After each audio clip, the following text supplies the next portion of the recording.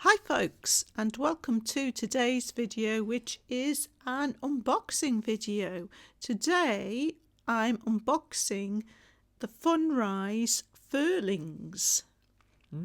Now there's 3 different versions of this, and I'm going to be unboxing the Cleo version. I can see the name at the bottom here. So this has got 80 plus sounds and expressions. That doesn't. So it's not animatronic then. There's no It's movement. not animatronic. The eyes are LCD. Right. Okay. And quite expressive. It's got lots of touch sensors on it, and it makes sounds. And I believe it's either got a gyro or an accelerometer. I believe you can tell when it's sort of upside down and things. So it's mainly a plush-like thing. I'm looking at the pictures on there. It's very soft. It's all soft. Yeah. Yes, because it's not got any moving parts. They've been able to keep it very much as a soft, plushy, Got you. Yeah. cuddly. Yeah. But it's still interactive. So I'll take the plastic wrapping off, and then we'll have a closer look at the box before we open this. It seems to have horns and fangs. Yes, it's a mythical creature. Devilish. I wouldn't say devilish. I believe this is a jackalope. A jackalope. Okay. Out the back.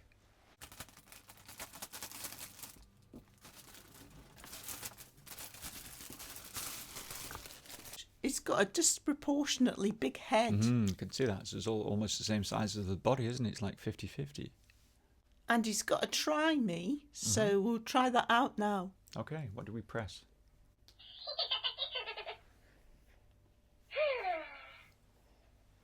Oh, the eyes are quite good, aren't they? They are. Got quite a loud voice as well. Oh, yes, I do like the eyes. Those are some of the better LCD eyes I've seen. Looks like that's going to be its strongest feature, maybe. So on the back here, we can see all 3. The one in the middle's nearly all white, and then there's one on the end that's a sort of turquoisey colour. But I preferred the colours on this one. They look to have an enormously long tail. Yes, the tail is sort of a bit like a rappel's tail, only much bigger, so it'll actually sort of have that snap fastening effect on it. Right. So you can sort of wrap it around your arm. Yeah, I can see that in the picture. Oh. So there's not really anything else to see on the box, so we'll get it out and take it out and try me. Yeah, okay. And have a look at the instructions. Get it out, yeah. So after pulling this tab out, I had to hand this over to Paul because, like the dinosaur that I unboxed a few days ago, it had hot melt around it. How strange. I've never come across that before, and then 2 items in 1 week have been stuck with hot melt, so yeah.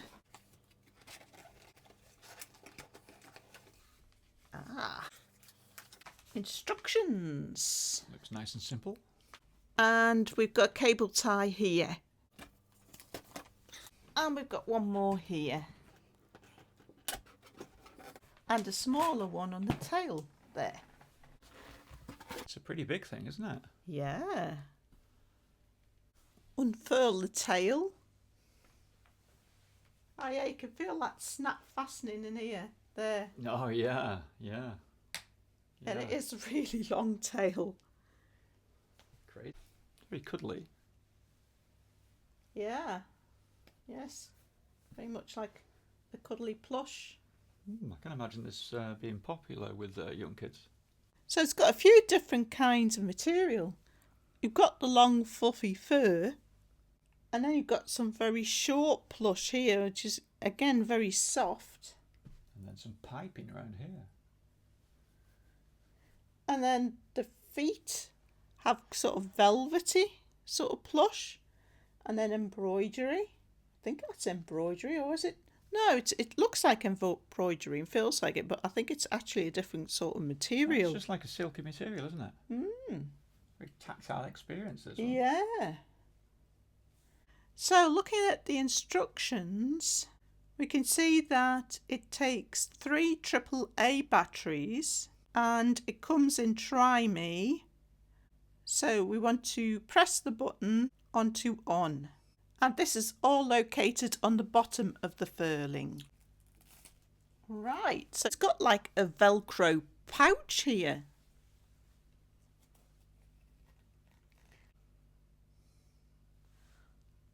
So we'll take it from tri-meter on.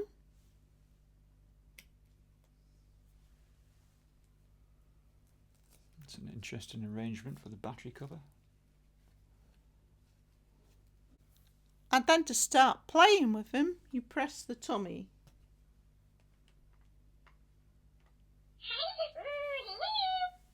We've got a bit of a diagram here in the instructions, pointing to different inputs and what they do. And as we've seen already, you press the belly to start and wake. Hand, press for purrs and hums.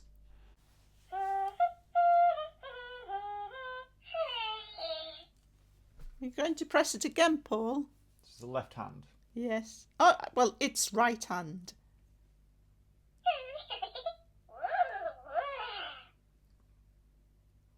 I can feel a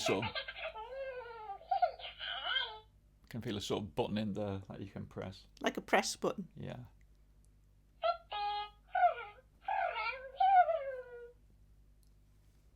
I'll just have a try.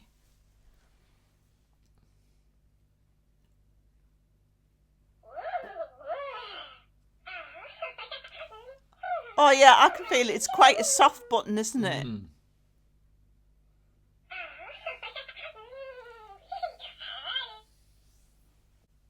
So that was purrs and hums. So we've got ears, squeeze and tug for growls.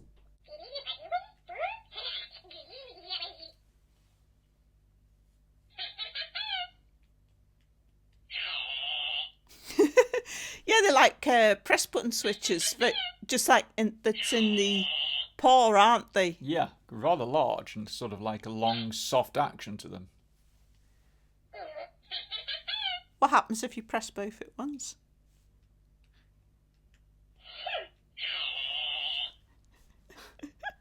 Doesn't seem to like that. Nose, press for sneezes and roars. There's a sneeze. Is that a roar? No, a sneeze.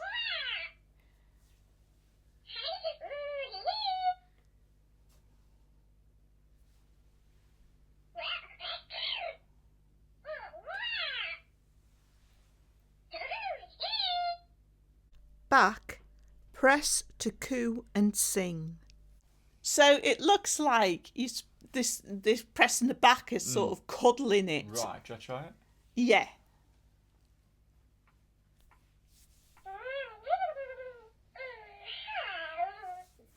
Yeah, there's a much larger switch. Oh, it's got love hearts. Got love hearts.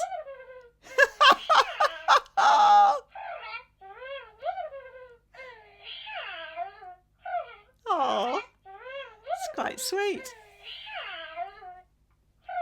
Yeah. So there's a lot of easy to use switches on the ears, the feet, the hands and the back.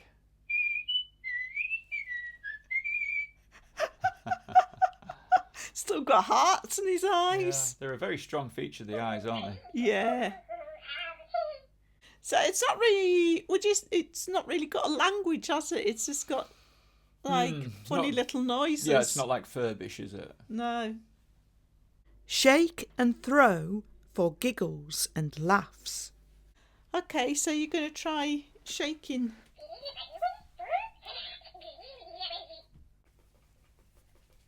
You look like you're throttling it. You know, it reminds me of a sort of giant fantasy Yorkshire Terrier. Yeah. Yeah, there's a bit of a Yorkie about it, isn't there? I think it's those little fangs.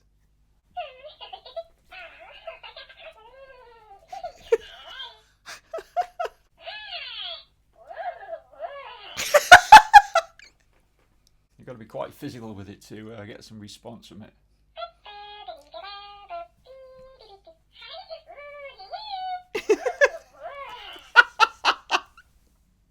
tail, wrap to hang upside down. So Paul's going to attempt to wrap the tail around his arm and hang it upside down now. Is it snap fastening? Sort of, yeah. The stiff bits in the pink part of the tail, you can hear it. Right. It's like thin metal bendy strip. Doesn't seem to be reacting, does it? Well, he didn't react much when we gave him a shake, did he? No. Has he got an accelerometer in him? I thought it must have, because it said, like, you can shake it and it'll react. Maybe it's just ours. Maybe he's a bit dozy. No, we're not getting any reaction there. Oh, wait there. Oh, yes, we are. Oh, yes, we are, yeah. Yeah, got a giggle. He's got quite a strong grip on his tail. You can also scan the code for more ways to play. So I checked out the QR code. Oh, yeah. But all it did was take you to Instagram. Mm-hmm. And it was just a bunch of pictures. There was no instructions for further ways to play. Right, maybe they've not got around to sort of doing the site yet. Because I also looked up the web address as well, and there was just a commercial on there. Yeah. And a short description. It's probably a work in progress, I think. Because it's quite early at the moment, isn't it? It's only just been released. Yeah. Mm. So I presumed when we got this... I shouldn't presume. No. I presumed that it was going to use touch sensors because toys you normally do, but instead it's all press button switches. But they're quite large press button switches. They are. With a very light touch. Yeah, I think that's because it's aimed at children from 4 years old upwards, so they perhaps would need to be able to feel the switch in order to press it. Oh, you think that's why they've gone for that? Maybe, unless they've just gone for sort of like old school tech because they could make it a bit cheaper. I don't know. Well, would switches be cheaper than using capacitive touch sensors? I'm not so sure they would. I mean, capacitive touch sensors are just pieces of copper tape. So I wouldn't have thought the switches were cheaper to produce. Well, there is an electronic circuit behind the copper tape, so to speak. I don't know. I think it's more that maybe they haven't got the experience with programming, so they haven't got that to fall back on. Yeah, because they're using capacitive touch sensors. Because this toy manufacturer, what was it called again? It's called Funrise. Funrise. Now, I know Funrise have done something called Gazillion Bubbles before, but I don't think they've had much of a foray into interactive toys, have they? I'm not aware of any other interactive toys that they've brought out. If anybody else knows of any, please let me know. But I don't think they've actually brought any interactive toys out before. Okay. So I think they've maybe been able to get the LCD eyes as like a module. Yeah. And then they've just gone for switches because it's easy to program with switches. Maybe, because the eyes are particularly good. And then it's odd that they put switches in rather than capacitive touch sensors. Yeah.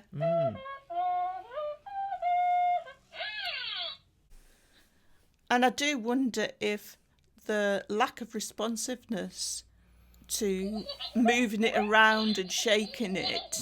Because we think it's an accelerometer in there. So. Yeah, the sort of delay or the fact that you've got to be really over the top. It's not very sensitive. Not very sensitive at all. I do wonder if that's perhaps a sort of lack of programming skill, do you think? It could well be, yeah. I wondered if there was some connection with the fact that they've not used touch sensors and it's got this lack of sensitivity to movement using like an accelerometer. Yeah, so we think they might be inexperienced in programming this sort of toy. I mean, it's just speculation on our part, but it sort of seems to fit unless anybody else knows different. The switch on the back is different to the other switches, isn't it? It's like a one big switch, which is... It's like a big plastic switch. Like I've seen on some other toys. I've seen big switches on things like on the belly, or particularly on the belly actually, or maybe on the back. So that's different to the ones in the ears and the chest and the hand. I think that's because the one on the back. You meant to touch and hold it. Yeah, because it's like cuddling. Yeah. It says 80 plus sounds and expressions. I'm not really getting the impression of 80 plus. I think some of them, there's not a great deal of difference between, is there? No, and I'm just wondering if you have to play with it a while, or maybe it goes on the number of presses. Mm-hmm. So I'll have to explore that and do a follow-up video. Since it started to look like a Yorkshire Terrier to me, I like it a lot more. Yeah. Because I'm thinking, I can't stop thinking of it as a Yorkshire Terrier. It's like a Yorkshire Terrier that's like gone to a fancy dress party. There is something oddly Yorkshire Terrier-like about it, yeah.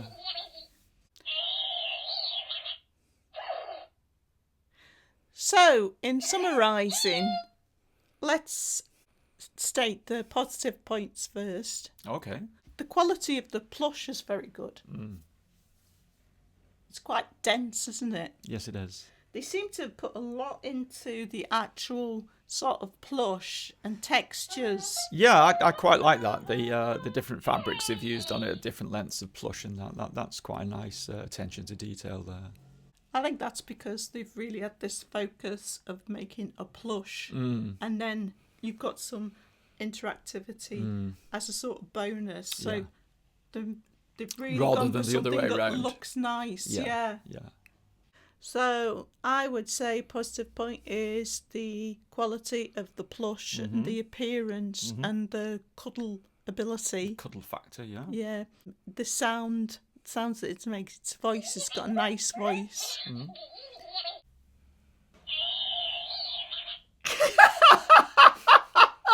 And that sounded like those cats were that outside the window the other night. I do like the sounds. They are nice sounds. I've noticed that over the range of toys this year. And Yeah, the sounds seem to be getting better, don't they? I think we went from a phase when the Furbies came along. It was like all 8-bit, but they did a really good quirky sort of like style of voice with the Furby. Oh yeah. And then after the Furbies, you sort of had 8-bit simple sounds, and they weren't very good. But now we seem to be entering the realm almost of like high fidelity sounds, and, animatronic and interactive toys.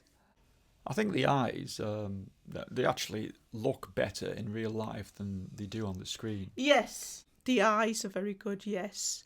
The only thing about the eyes is, because they've not given it lids, like they did with, let's say, the Furby Connect. Oh, you mean when it turns off, they're all They're black? black. Yeah. Always seem to get quite angry there. It's because pressed his nose, I think. The press button switches are very easy to use. If somewhat clunky. I wouldn't say they're very clunky. I mean, it's a very soft touch. You could just sort of do this and it works. As an adult, I would prefer something more subtle, though. Yeah. Rather than be able to thinking, stroke this something is rather a than switch press all the underneath it, time. Yeah.